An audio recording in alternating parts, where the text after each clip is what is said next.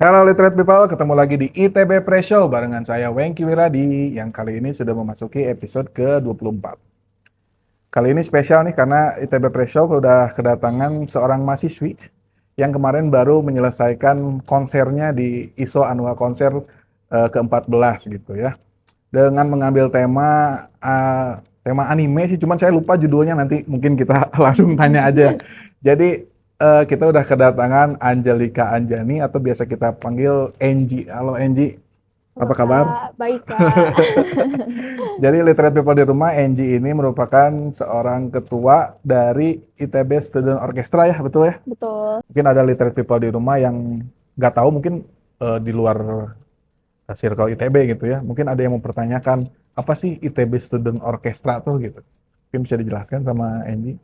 Jadi ITB Student Orchestra itu sebuah unit kegiatan mahasiswa di Hmm. ITB yang berfokus pada penampilan musik klasik. Nah, spesifiknya musik orkestra. Oke, oke.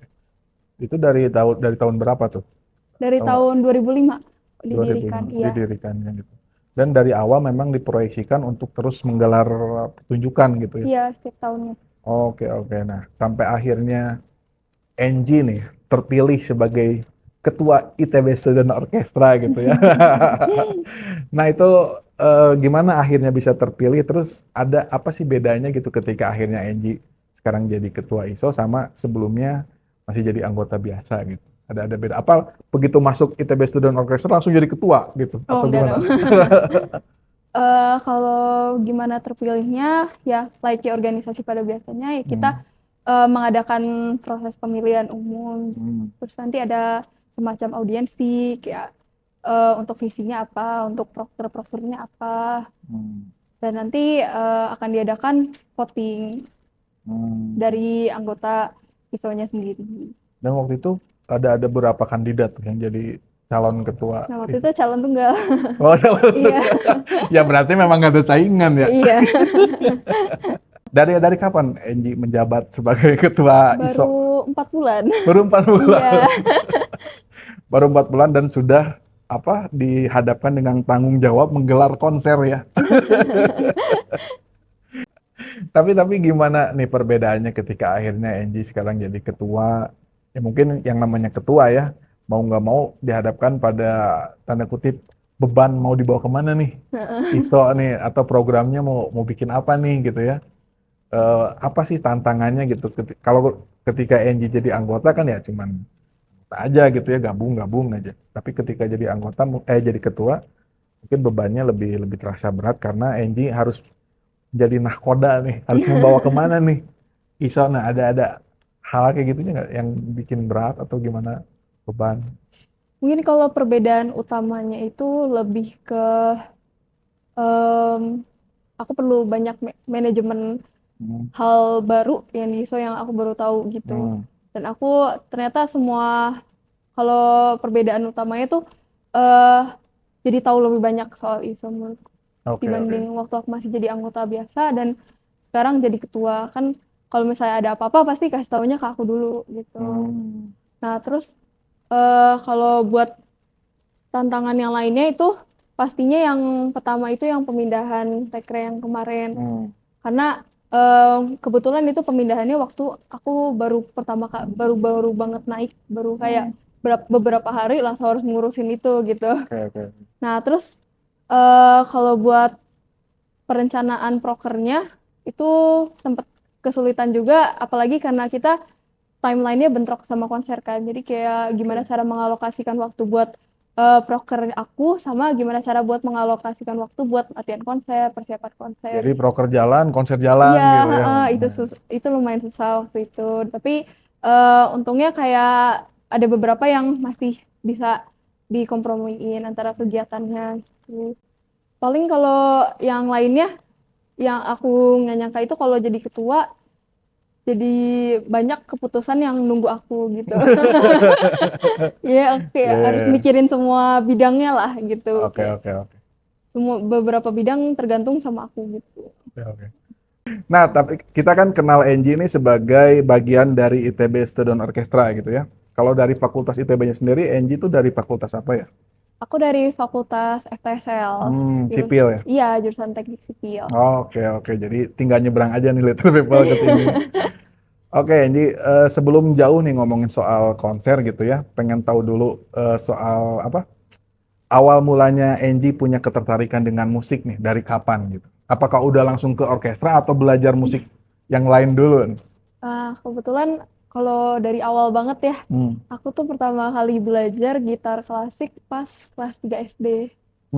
Kelas 3 SD udah belajar gitar klasik. Iya, itu kebetulan karena papa aku suka main gitar di rumah dan Oke. mainnya juga gitar klasik, jadi akunya juga apa ya, jadi ikut tertarik, jadi pengen Hmm. les Ya, gitu. ya, ya. Nah, terus gitaran kelas 3 SD juga aku sempet jadi bagian dari kelompok kolintangnya Hmm. sekolah aku. Jadi kalau buat orkestra aku baru banget pertama kali main tuh di konser kemarin gitu. Jadi ini pertama kalinya kemarin tuh. Iya, Kalau misalnya tertarik dengan musik-musik orkestra itu dari kapan? kalau musik orkestra, nah itu baru fun fact-nya aku baru tertarik Pas musik masuk ITB. orkestra tuh pas masuk ITB, betul banget. Ya karena gimana ya, basic aku memang bukan di orkestra. Oke. Nah pas aku dengar ada unit tentang orkestra terus kayak, wah boleh nih coba Hmm. ikutan join. Ternyata sampai akhirnya bisa main di orkestranya itu sendiri. Padahal awalnya mah aku pengen main gitar aja, tapi Hmm. ternyata puji Tuhan dikasih kesempatan lagi buat main biola kemarin Nah, gitu. itu kan tadi Angie bilang pertama kali main gitar, berarti kan dari kelas 3 SD itu terus main gitar ya, sampai akhirnya Ya, belajar main biola atau violin tuh dari kapan? biola baru pas latihan konser ini. Jadi kan persiapan konser ini Oke. 7 bulan. Nah, 7 bulan Iya. ini tuh waktu aku belajar biola gitu. Berarti lumayan ini juga cepet juga ya Angie belajarnya ya. Dibilang cepet gitu. Tapi apa perbedaannya antara ya ya kita tahu lah ya gitar klasik sama biola mungkin berbeda, tapi apa sih yang paling signifikan gitu yang kerasa banget? Apakah lebih susah gitar, apakah lebih susah biola atau gimana? Nah, sebetulnya Perbedaan paling aku kentaranya kurang gitu. bisa apa ya metain ini susah atau enggak. Hmm. Soalnya kan gitar aku udah dari kecil banget kan, jadi Ya, ya. udah agak lupa juga. Nah, cuma mungkin yang bagian yang paling menantang dari belajar biola itu nggak ada fretnya di sini. Kalau gitar Oke. kan ada fretnya. Nah, itu kayak jadinya rawan buat Salah nada ya. fales. Ya, awal-awal aku susah banget biar Iya, gak iya. falesnya gitu. Sama in general menurutku tekniknya lebih susah aja buat megangnya aja itu Hmm. ngepasinnya lama gitu Iya, menurut iya. aku. Terus Hmm. itu apa? Belajar ininya gimana sih? Mungkin ada literate people di rumah yang awam soal biola gitu ya. Kalau misalnya gitar kan kita tahu tuh misalnya satu dua tiga oh ini C atau misalnya ini D, ini Oh E. iya. Nah kalau biola kan kita itu kan tadi fretless ya. Heeh. Nah cara kita mengenal nadanya gimana tuh? Mungkin bisa dijelaskan ke literate people di rumah. Sebetulnya sih itu lebih ke jam main aja. Soalnya memang Hmm, hafalan. oke. Nah, paling dihafal dari senarnya apa, terus di Hmm. sini apa gitu-gitu. Dulu ketertarikan sama musik mah memang sudah ada dari dulu ya, Iya, ditambah betul. papa juga apa memang pemain musik gitu ya. Nah, iya. Beneran musisi profesional atau cuman hobi Oh aja? enggak, hobi aja. Hobi aja. Iya. Kirain memang musik. Tapi kan kalau ngomongin anak muda gitu ya, apalagi usia-usia SD, SMP atau SMA gitu, pasti kan senengnya ya kalau nggak musik. Mungkin kalau zamannya Angie tuh kayak misalnya K-pop atau misalnya Hmm. lagu-lagu EDM mungkin atau apa gitu yang lebih hype gitu ya dibanding musik-musik klasik yang mungkin segmented mungkin ya. Nggak semua anak muda suka atau mau gitu untuk menekuninya. Nah, sedangkan Angie tadi bilangnya udah tertarik dengan musik klasik dari kecil. Nah, itu Iya. kenapa bisa ada ketertarikan di musik klasik gitu? Padahal kan anak muda tuh identiknya sama musik-musik ajeb-ajeb gitu. Mungkin lebih ke apa ya, kalau udah memahami jadi Hmm, seru gitu. oke, Mendengarkannya kan tipe musik klasik ada banyak gitu kan, ada yang kayak oke. ya mirip sebetulnya sama musik pop, ada yang kayak em, slow atau yang kayak kencang-kencang gitu. Nah, Hmm, itu tuh kalau misalnya kita lebih banyak mendengarkan, hmm. pasti lama-lama jadi suka, apalagi kalau punya pengalaman mainin lagu itu gitu. Oke, oke, oke. Nah, tapi penasaran juga nih, Angie, soal musik klasik gitu ya. Kalau kita ngomongin soal musik klasik, kita akan bicara soal musisi-musisi pada era-era zaman dulu ya. Iya. Eranya Beethoven, eranya Bach, apa segala macam gitu. ada nggak sih era sekarang musisi-musisi muda gitu ya yang secara karir bermusiknya yang terutama di musik klasik gitu ya yang memang hype atau hits ada nggak? Atau kita kalau misalnya belajar musik musik klasik pasti belajarnya Beethoven lagi atau Sebastian Bach lagi atau kayak gitu. Ada nggak musisi baru gitu yang melahirkan karya musik musik klasik gitu? Tapi kalau di Indonesia pastinya banyak. Kebetulan Hmm. kemarin tuh aku sempat ikut nonton yang acara orkestra, Hmm. yang orkestranya Unpar. Nah itu mereka komposisi lagunya sendiri dan menurutku udah bagus banget Oke, gitu. oke. Ya sebetulnya banyak, cuma kayaknya nggak apa ya dinikmati oleh masyarakat luas, masyarakat umum gitu. Oke. Gaungnya memang mungkin segmented mungkin ya. Iya, lebih ke penikmat musik klasik aja. Tapi Angie sendiri sampai sekarang masih dengerin musik klasik atau karena sekarang jadi orkestra atau referensinya beda lagi apa gimana? Saya beda-beda sih, kayak ya Hmm. lagi pengennya dengerin apa, biasanya klasik, biasanya dengerin pop juga. Soalnya kan sebetulnya orkestra kan nggak terkotakkan sama musik klasik doang kan. Kayak kemarin kita Oke. membawakan musik anime itu kan Anime. musik pop. Ya, ya, ya. Nah, selain musik klasik, Angie dengerin musik-musik era sekarang nggak sih? Dan apa pendapatnya soal musik-musik sekarang? Apakah kan kalau sekarang ngomongin musik gitu ya, sekarang kan semuanya serba gampang ya. Mau main musik bahkan sekarang ada aplikasi atau website namanya Suno. Oh Jadi iya. Suno itu kita tinggal masukin lirik aja, terus musiknya udah jadi gitu. Oh. Udah notasi segala macamnya udah jadi gitu. Nah, pendapat Angie sendiri melihat karakter eh, era digital sekarang yang serba mudah gitu ya. Seperti apa sih? Kalau musik klasik kan kita kita tahu gitu musisinya effort banget gitu buat ngulik, buat belajar segala macam. Sedangkan sekarang kan semuanya serba instan gitu. Nah, menurut Angie sendiri gimana?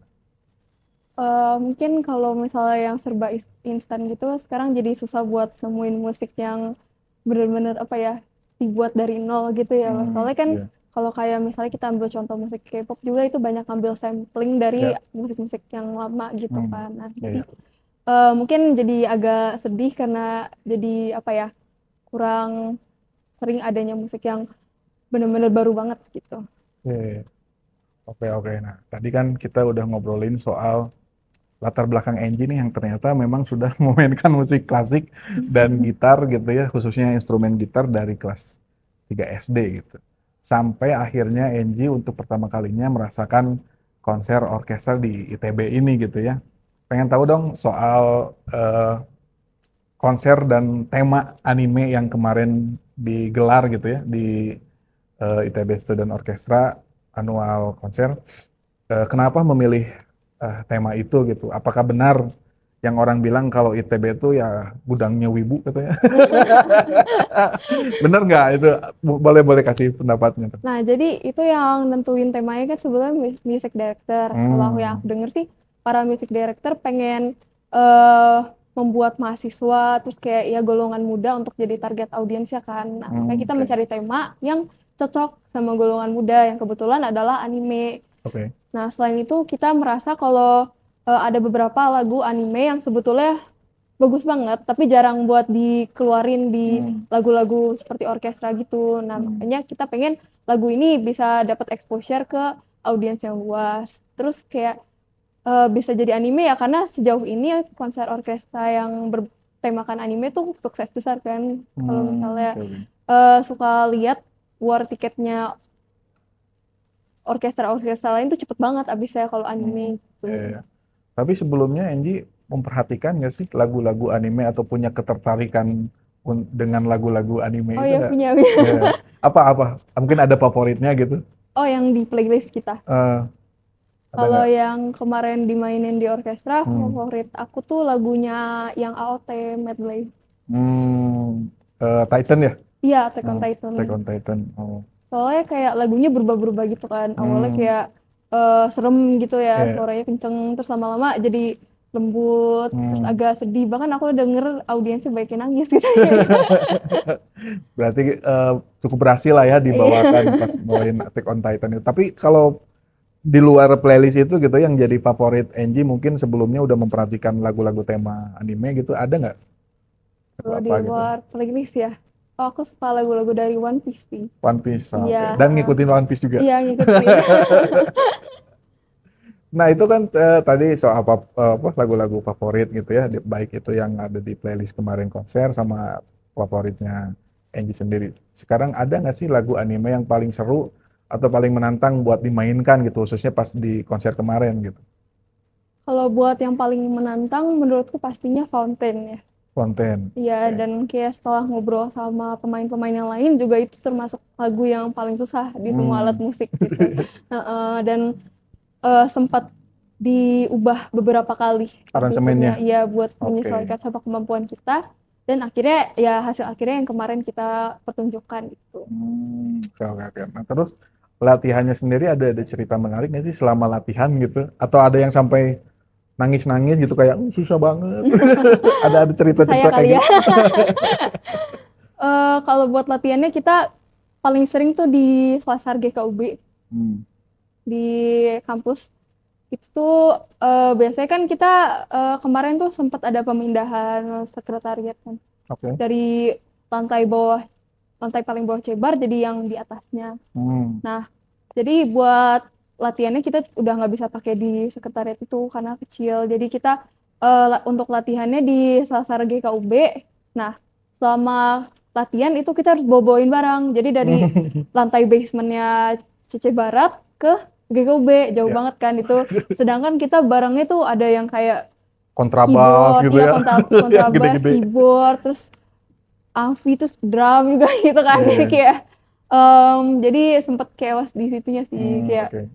em, terus ada banyak kendala kayak misalnya hujan gitu-gitu Ya, kan. Jadi sekarang kalau musimnya hujan iya ya musim sekarang ya. hujan, kalau hujannya keras banget udah nggak kedengeran lagi kita mainnya Oke, gitu. oke, oke.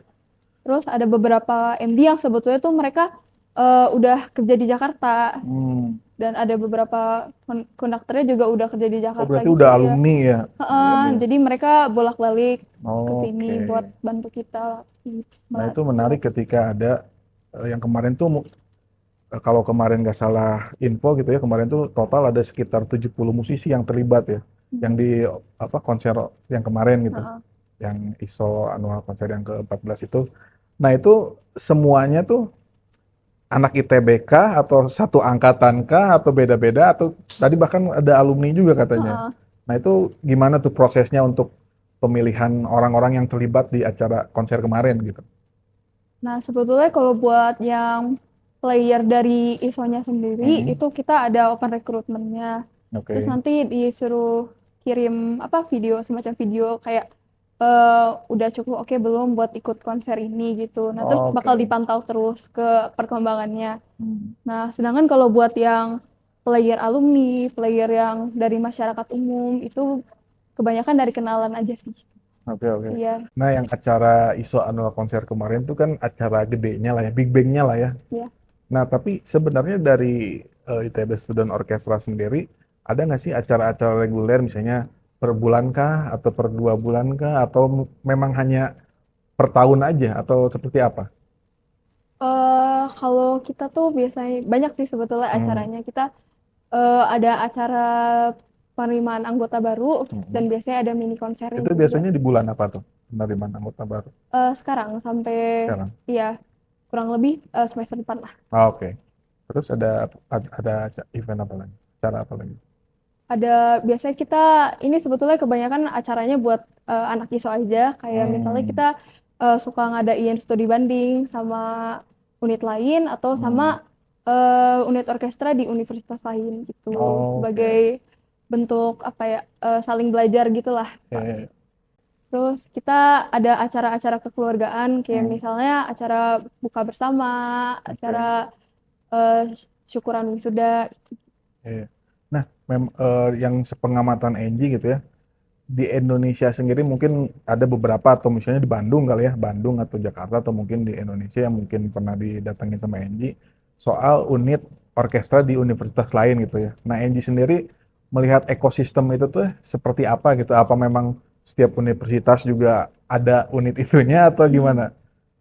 Atau Eh, sejauh ini ITB yang paling bagus lah? Waduh. Em, Kalau aku mungkin aku taunya beberapa doang Hmm. yang deket doang. Kayak kalau buat unit orkestra lain tuh pastinya mereka ada cara-caranya mereka sendiri. Kalau ada di beberapa unit tuh kalau misalnya mau masuk harus lewat proses harus lewat proses audisi dulu. Oke. Jadi ada kayak set of skill yang harus dipunya sama anggotanya. Nah, itu mungkin salah satu yang membuat ISO unik karena kita tuh nggak mengharuskan anggotanya bisa alat musik pas baru masuk ke ISO Tapi bisa gitu. sambil jalan lah ya belajar Bisa gitu. belajar dulu gitu. Walaupun itu ya tidak menutup apa? Tidak dipungkiri juga gitu ya kalau misalnya masuk ISO tapi dia udah punya basic musik mungkin itu akan Iya, lebih memudahkan gitu iya. apalagi bisa baca partitur dan lain-lain gitu ya. Hmm. Nah, itu kan dengan segitu banyaknya anggota gitu ya. Ada berapa sih? Hafal nggak? Sekarang 100 Nah, itu kan ratusan, banyak iya. banget ya. Itu yang masih berstatus mahasiswa di sini atau dihitung sama alumni juga? Iya, mahasiswa. Mahasiswa yang Iya, masih aktif mahasiswa sini. iya. Oke, itu kan ada begitu banyak gitu ya anggotanya Enji gitu. Menurut kamu gimana sih caranya bikin anak-anak ISO ini kompak gitu? Apalagi kemarin tuh kan menghadapi konser yang gak bisa dibilang kecil juga ya, segitu udah cukup besar lah, konser-konser besar gitu. Nah itu gimana sih caranya biar anak-anak ITB Student Orchestra tuh kompak gitu? Mungkin kalau buat ngompakin buat konser kemarin, yang lebih tahu caranya Kak George ya, ketua konsernya. Nah, oke.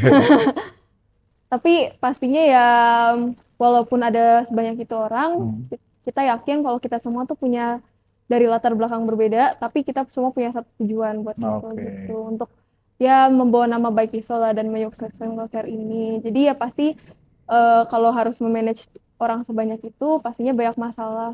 Apalagi kalau em, banyak masalah yang nggak diduga gitu kan. Tapi Hmm. pas kita itu tantangan kita dan kita harus cari cara buat bisa memanage itu. Oke, oke, oke. Nah, kalau ngomongin ISO lagi nih, apa sih yang bikin ISO itu spesial gitu, apalagi di mata Enji gitu. Tadi kan udah dibilang kalau misalnya ISO tuh lebih apa ya tanda kutip lebih nerima orang-orang yang walaupun dia nggak punya basic musik gitu ya, tapi nerima asal mau belajar mungkin itu ya. Iya. Nah, selain itu eh, mau apa yang bikin ISO itu spesial gitu di mata Enji gitu. Kalau buat aku, ISO itu mungkin ngasih aku banyak kesempatan pertama, Hmm, apalagi di ITB. ya, ya. Kayak aku pertama kali ikut kepanitiaan di ISO, pertama kali jadi staf di badan kepengurusan juga di ISO gitu. Hmm, Dan eh, kalau misalnya sudah merasa jadi anggota ISO, pasti tahu kalau misalnya ISO tuh terbuka gitu hmm, sama orang dari latar belakang yang berbeda. Kayak contohnya aku sendiri kan gak ada latar belakang orkestra, tapi diberi kepercayaan untuk jadi ketua dan ya, ya. bahkan di konser kemarin juga diberi kesempatan buat pertama kalinya belajar biola gitu. Nah, itu sesuatu yang spesial dari ISO dan yang belum tentu ada menurutku di komunitas orkestra lain. Oke, oke. Nah, tadi menarik ketika Enji ngomong ketika kita nih pengen jadi player, tapi nggak bisa main alat musik. Tapi kita pengen gabung, terus kita ada kemauan kuat buat belajar gitu. Itu ada tahapan-tahapannya nggak sih? Misalnya nih, kalau kita ngomongin player, terus misalnya ngomongin musik director, ngomongin arranger gitu, itu kan satu level yang berbeda-beda dan tingkat kesulitan yang berbeda pula gitu ya. Ya player sulit bermain musik, tapi kan kesulitannya hanya di situ, dia tidak memikirkan aransemennya harus seperti apa dan segala segala macamnya gitu. Itu ada tahapannya nggak sih di proses belajar kalian di ISO gitu? Misalnya sekarang belajar jadi player dulu nih, terus nanti pengen belajar jadi arranger nih, pengen belajar jadi musik director nih, itu ada kayak gitu-gitunya nggak? Ada. Hmm, Sebetulnya kita sejauh ini lebih kayak fleksibel aja.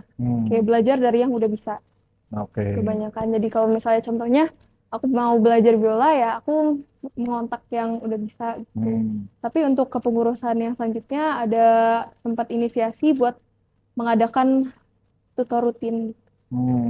ya, ya. Mau jadi musik director seperti apa, Hmm. arranger seperti apa. Oke, oke, oke, oke. Nah, kemarin kan menarik ya ketika ngomongin soal anime karena ternyata anime juga punya bank, tanda kutip bank lagu yang mudah dicerna dan bisa relate dengan banyak orang gitu. Apalagi ketika itu dituangkan dengan format orkestra gitu ya. Yang tadi cerita Angie gitu ya, ada yang sampai nangis bahkan saking ngerasa relate-nya dengan musiknya gitu ya. Tapi ini kan sebagai ketua nih, ada rencana bikin konser lain selain tema anime atau mungkin ada planning apa lagi nih yang kepikiran gitu sekarang? Kayaknya Waduh. menarik juga nih kalau misalnya ngangkat musik India gitu misalnya atau musik Korea gitu mungkin ada nggak? Mungkin kita sejauh ini masih terbuka sama tema-tema lain. Hmm. Itu biasanya temanya baru ditentukan kalau udah ada ketua konser yang baru. Nah, berarti masih tahun depan lah ya. Nah, cuma kalau saya sendiri boleh milih ya mau Ah, temanya apa. Saya pengen temanya yang kayak fun gitu. Misalnya kayak tema fantasi gitu. Jadi kita hmm, membawakan lagu-lagu dari misalnya Pirates of the Caribbean, oke. Disney gitu. Jadi sebetulnya kita masih banyak terbuka sama musik-musik lain. Soalnya tahun lalu juga temanya jauh beda dari tahun ini gitu. Oke, oke, oke. Soalnya kalau ngomongin orkestra tuh benar kata Enji ya, nggak Mm, terpaku sama musik klasik karena iya, apapun juga bisa di aransemen atau di apa ya, dibuat komposisi jadi menarik gitu ya dengan format orkestra gitu ya. Oke, oke, menarik, menarik. Nah, menurut kamu gimana sih caranya konser ini biar bisa orang tuh deket gitu sama musik orkestra gitu. Seperti yang tadi kita bahas gitu. Kalau kita ngomongin musik klasik, ngomongin musik orkestra itu kan kayak ada kesan jarak gitu ya. Beda kalau misalnya kita ngomongin musik pop. Musik pop mah mungkin sekali denger 5 menit udah langsung suka gitu ya. Kayak misalnya yang si Bruno Mars sama Rose itu kan udah sekali denger yang apa tuh jadi nempel gitu. iya. Sedangkan kalau ngomongin musik klasik atau orkestra kayak ada gap gitu, kayak susah dicerna atau segala macam. Nah, menurut kamu apa yang harus dilakukan sama kalian gitu ya, musisi-musisi yang bergerak atau berkecimpung di dunia orkestra agar orang tuh bisa dekat gitu dengan musik orkestra gitu, nggak ngerasa ada gap gitu. Em, Kalau misalnya ada gap, pastinya menghilangkan gap ini sulit karena orkestra tuh menurut aku apa ya? Kayak orang kalau dengar orkestra mikirnya kayak wah ini udah musik yang kayak Eksklusif musik yang gitu ya. orang kaya gitu ya. Misalnya gitu. Iya, iya, iya. Nah, cuma dengan kita mengangkat tema yang lebih relevan sama kehidupan Oke, sekarang, kayak misalnya contohnya yang tahun ini yang anime itu kan relevan banget kan sama kehidupan oke. mahasiswa itu eh, masyarakat umum jadi tertarik buat mencoba untuk mendengarkan gitu. Nah, Hmm, sebetulnya kalau misalnya udah mencoba mendengarkan, ya, itu bakal mudah untuk coba mendengarkan terus gitu kalau menurut oke. aku. Paling susahnya pertamanya karena pas orang dengar orkestra langsung kayak wah ini yang bosenin, yang bikin tidur, yang Oke, oke. mahal gitu kan. Jadi memang harus dicari tema-tema yang relevan dengan banyak orang gitu ya. Iya. Oke, oke. Jadi kesan eksklusif yang selama ini nempel banget nih di orkestra tuh setidaknya lebih mencair lah ya kalau Mm. misalnya kita pinter-pinter memilih tema yang relevan dengan banyak orang gitu. Nah, tapi fun fact-nya kemarin tuh meskipun tadi kita ngomongin soal gap orkestra dengan orang kebanyakan gitu ya. Fun fact-nya kemarin tuh tiketnya sold out gitu ya. Iya. Alhamdulillah. Jadi Puji Tuhan. itu buktinya apresiasi memang cukup besar gitu ya untuk acara ini. Nah, gimana sih itu kesan atau pendapat TNG gitu ya kemarin kan syukur banget gitu apa tiketnya sold. Bahkan saya juga nggak kebagian kursi itu kemarin. Oh iya. Gimana gimana nih ada tanggapan nggak TNG soal itu? Eh, Sebetulnya pastinya seneng lah ya, seneng Hmm, banget karena ini menandakan kalau banyak orang yang antusiasmenya sama sama kita dalam menyambut konser ini. hmm. Walaupun sebenarnya teman saya sendiri banyak yang gak dapet juga gitu. Nah, harapannya mungkin untuk konser-konser selanjutnya bisa dapat kesuksesan yang sama seperti ini, walaupun temanya Hmm. yang lain. Nah kemarin Iya. juga menariknya yang nggak kebagian tiket untuk acara utama gitu ya yang jam 7 itu ada paid rehearsal gitu ya. Hmm. Nah itu kenapa dibikin itu memang untuk memfasilitasi orang yang nggak dapat tiket atau gimana? Yang Eh, siangnya itu kan sesi siang ya iya ada sih ya. sebetulnya dari panitia melihat adanya antusiasme yang Hmm, lebih dari yang kita sediakan. Cuma karena tidak memungkinkan untuk mengadakan dua sesi, hmm, jadi kita mengadakan paid rehearsal aja di siang. Itu oke, oke, sebetulnya oke. acara apa sesi yang menarik karena di sana kita bisa lihat bagaimana konduktor tuh melatih Oke, itu di sebuah tiket juga orkestra. Hah? atau enggak? Di Iya, tiket juga? Di tiket tiket juga sama. iya. Oke, oke, oke, nah, menarik. Nah, Literate People tadi kan kita udah ngomongin soal musik, soal orkestra, dan segala macamnya, dan itu akan menjadi sebuah literasi menarik gitu ya. Ketika kan tadi ada beberapa apa ya, knowledge atau ya literasi yang perlu kita tahu gitu ya. Karena balik lagi ke asal katanya, literasi itu dari kata literate yang artinya melek. Nah, dari tadi kita ngobrol tuh banyak dibikin melek nih sama Angie sama musik khususnya orkestra gitu ya. Ini juga akan lebih menarik kalau misalnya semua yang diobrolin soal musik, soal orkestra itu dibukukan juga nih Angie nih. Nah, kalau misalnya kalian tertarik untuk membukukan apapun gitu ya, bisa ke ITB Press nih Angie. Betul banget. Di sini kalian bisa rilis buku nih Angie, bisa rilis buku, bisa membeli merchandise resmi dari ITB nih. Sini kan ada banyak tuh, ada t-shirt, ada jaket, ada macem-macem lah. Pokoknya buat kalian yang ingin membeli merchandise official ITB, bisa beli di ITB Press Store. Alamatnya di Jalan Ganesha nomor 15E, Gedung STP ITB, seberangnya ini Teknik Sipil. Jadi kalian bisa langsung datang ke sini, atau buat kalian yang ada di luar kota Bandung, bisa lewat website itbpress.id atau lewat Instagram itbpress.store gitu. Kalian nanti bisa milih. Mungkin nanti ke depannya ITB Student Orchestra bisa bikin merchandise di sini gitu, berkolaborasi dengan Boleh ITB ya. Press ya. Tidak menutup kemungkinan juga kan ya. Mungkin nanti mau bikin t-shirt atau bikin jaket gitu di sini, apa ISO gitu. Nah, oke deh.